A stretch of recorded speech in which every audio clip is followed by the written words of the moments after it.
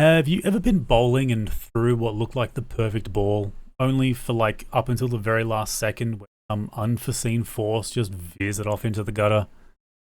Well, hello from the gutter. We're going to take a look at some bad trades that were taken today, both ones that shouldn't have been taken and losses that did occur, but were traded or executed properly. So we're not going to take a look at a single winner today because they don't matter. We're going to take a look at about 4 stocks today. And we're going to start with ELD.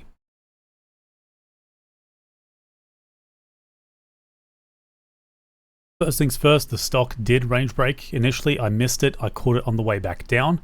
Very uncommon for this to happen, and it's very uncommon for it to just not punch through VWAP on a fake range break, especially in high volume. So it's very unusual. Normally, this instant recovery leads to retest of highs. That's just what typically happens. I mean, this stock is down 20%, so I guess it's just a little bit extra choppy today.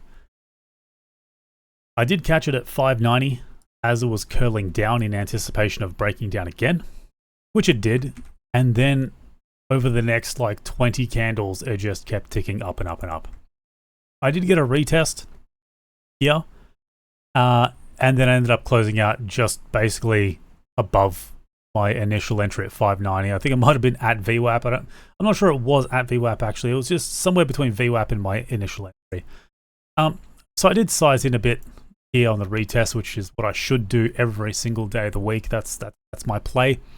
And it just didn't work out, unfortunately. It just, normally VWAP lines up with the retest, or it's very close to the retest like this, if it's not that.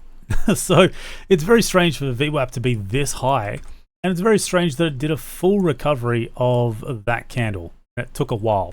This isn't something I normally see. I mean, what's that, 16 to 28? That's a 12-minute recovery in the open session. It's not great. It usually looks like it might punch through, and long story short is I don't think there's anything wrong with the execution here. It's the fact that I didn't get back out, and the second fact is that I went long. Oh my god, is that a terrible idea? You know what I thought would happen? Break, fake, rally. Not necessarily a fake, but rather a retest of this. I was trying to make shit happen that just shouldn't have happened and stopped out, relatively soon after. So the first trade, perfectly reasonable, perfectly sensible, long-term, super good for me as a setup and just a textbook play. The second one is nonsense, just me being a fucking moron.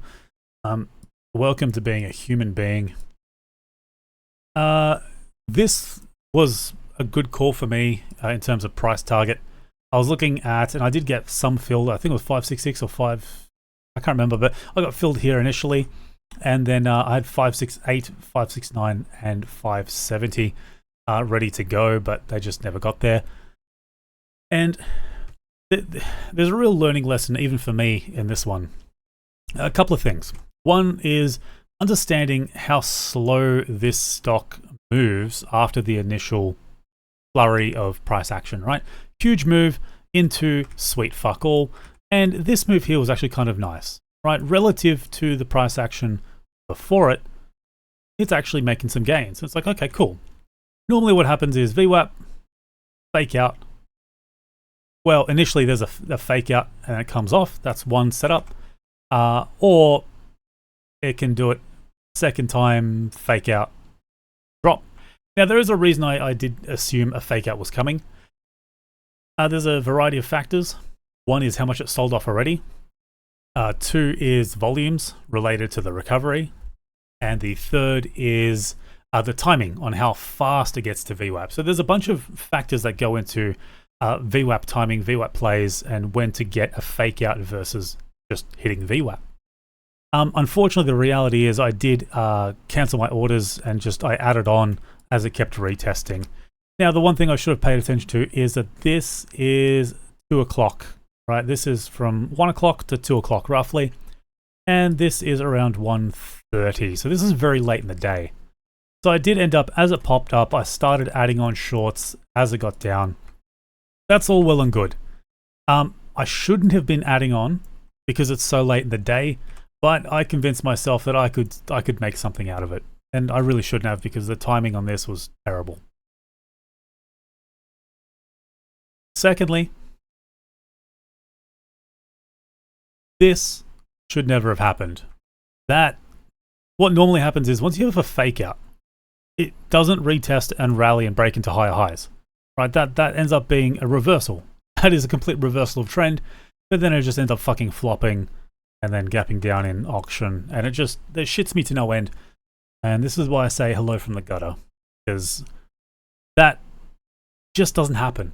I can count the amount of times this has happened probably on my hand in the last 10 years. It's not really a thing.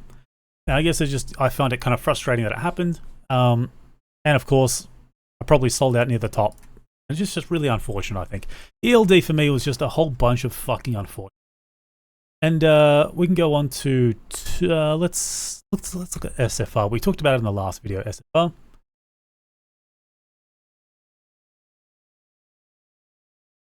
So, made money on the initial move, that's fine. Had strong conviction on this as a range break play today.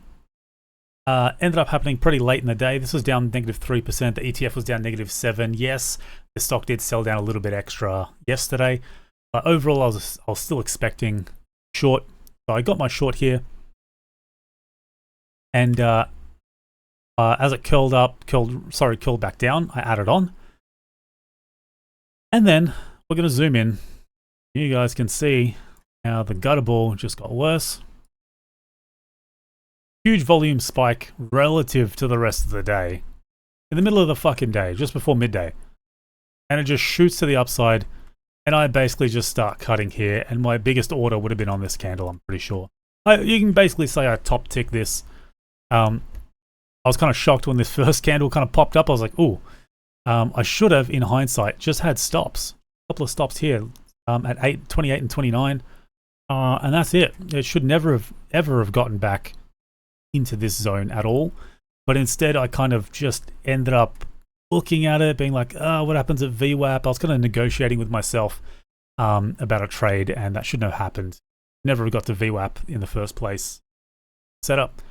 And yeah, it ended up being pretty flimsy for the rest of the day. And I did get along for the swing setup that I was talking about in my last video. So I did get a small add-on today at the end of the day. So that's all well and good. I was hoping for a little bit lower, but what's an extra few cents? See what happens tomorrow. So swing-wise, perfectly fine. Intraday just got chopped. Really, really shitty chop. Basically from bottom to top, and that is just so sick. You can tell my mental state is just getting worse and worse today. Tua, this one was really unfortunate. Lesson learned here is sizing. What did happen is I did end up catching this on the down move. Got my short added on as it came back up to retest 247.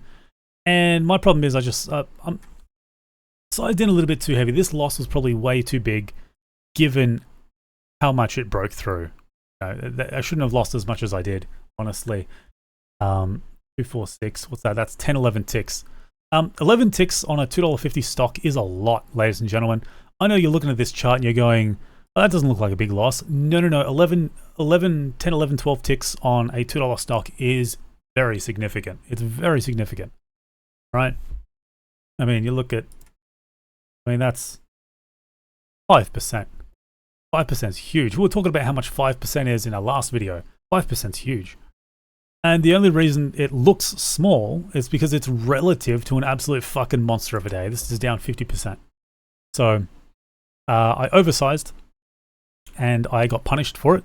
It sort of broke back up and then it just kept continuing down. But it is what it is. Just the lesson here is ultimately sizing. I think my getting cut is perfectly fine. Cutting out is perfectly fine. I mean, it did a really sharp move. It's no surprise that there was some sort of move back up, bit of chop.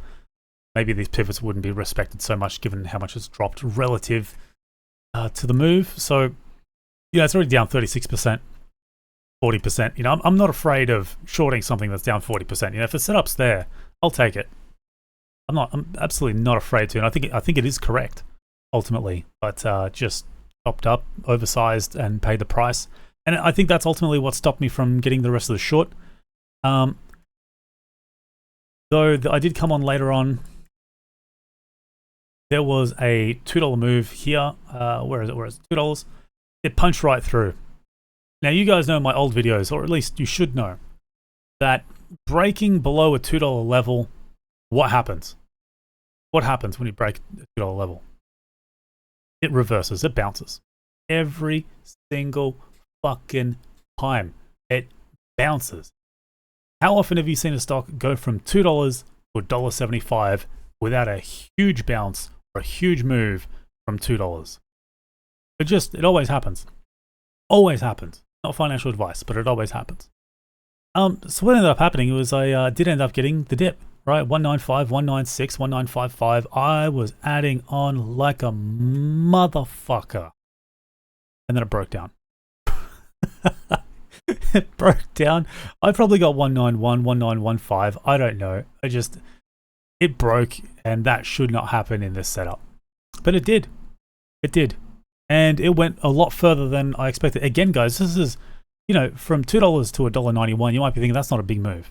Normally, a stock, when it goes, let's say, from $2.50 to $2, right, a 50-cent drop, it might get to 197.5, right, $1.97.5. So even getting down to 195 is a big move. It's a big move for a $2 break.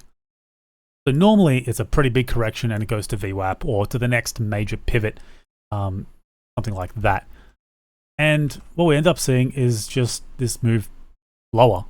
And it's like, I don't think I've ever caught a $2 stock that's gone to 191 or $1.91. It just doesn't happen. So today is like a whole day of shit that just doesn't fucking happen, or at least I don't experience it, right? It's not something it's common for me at all. And I'm experiencing all of these trades in a single fucking day. So it's rough, man. And I couldn't bring myself to justify getting back, break above, retest $2 level. It's basically a support that's invisible. You don't see the $2 level, just there by default every time. So whether you're coming from the underside, whether you're coming from the top side, doesn't matter. It's always there. And same thing to an extent for $1 and $10, and especially 10 cents. Oh my God, 10-cent plays. But yeah, we're going back to CUA. I had orders back around here for a short at around the 240s, 239, 238. I think I called it on Discord as well. I'm like, I'm waiting here in the queue. It broke above. I thought this was going to be the fake out because it didn't touch it. It broke above it by 5 ticks. Again, 5 ticks is quite reasonable for a $2.30 stock. That's considered a breakthrough VWAP. Not, 5 whole ticks above VWAP, and then it started coming down. So I started adding on, and then I couldn't get shorts back when it came back up. And I would have top ticked it basically. $2.40 would have been perfect. 239, 240, just would have been a glorious entry. But ultimately, it doesn't break down. It comes back to VWAP, it grinds, and it just ends up being shit for the rest of the day. It does do a bit of a breakdown, but then it just reverses, and this is ugly, man. When fair enough that this happens above VWAP, again, we take into consideration volume. We're taking into consideration how long did it take to get to VWAP? How much has it sold off? All these things go into considering whether it's a VWAP fake out. It doesn't exactly tell you how it's going to play out. It's going to fucking do it like this, or it's just going to be a flick up and then straight back down and like that. You don't know, but you play off the data, and the data says that it's just, for me, it's going to be a consistently above VWAP. And yeah, so we end up having just whatever the fuck that is. Yeah, I don't know. It was just bad. TOA was just bad for me. My scalps that I did that were good were undersized. The losses that I made were oversized. So not great, not great. We'll look at BXB now. This shit me to tears, right? This really shit me to tears, guys. Yeah, perfect range break, breakdown, perfect retest down to the tick. Perfect retest. Couldn't ask for better. This is like A+ gold standard shit. This stock is down 20%. It range breaks to the downside. There's going to be a fucking bloodbath on this stock. And it happens after I fucking top tick and exit. Guys, what the fuck is going on? What the fuck is this? Retest. It breaks, even breaks into lower lows. Comes back and it's like, oh, okay, this is really awkward. And it's like, okay, I sort of just don't overreact. I'm like, okay, this is weird. Kind of deciding what to do, and then it starts going back up, and I'm like, okay, exit. I'm probably the only one fucking exiting this thing. Slowly panicking my way out, as none of this ever really happened. Right? Especially on a very liquid day on a Catalyst news announcement. And I get that it's an $18 stock, but this is shooting way above. This isn't like a 3, 4, 5 cent move into range. What's that? 65 into 82. That's 15 cents, man. 15 ticks back into range, heading towards VWAP. Yeah, it's just, it's awkward. It's awkward. Again, this is just another one of these things where it's like, a range break's broken today. Is nothing fucking working as it should. And yeah, that just ended up being the case. Just really unfortunate that this is the third range break that's done something really fucked up that I just haven't really seen before. Just chop. I mean, I'll ask you guys, when was the last time you seen a range break on a Catalyst news announcement that sold off more than 5%, that's done anything like this? It just sort of fucks through the range break, right?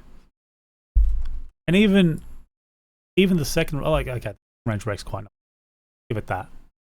Break, retest. But at this point, I'm done with it. I'm looking at it like I can't get back in. And it's a mistake. Honestly, it's a mistake not getting back in. What is it? 4% for the day. Close about just 1 o'clock. Okay. Yeah, it was alright. Just really unfortunate circumstances, that's all. It is what it is, guys. AGR. AGR was a break-even trade, 2.9 to 2.9. It opened with negative surplus at 3, queued up at 2.9, and just ended up cutting it. Nothing happened after a couple of minutes.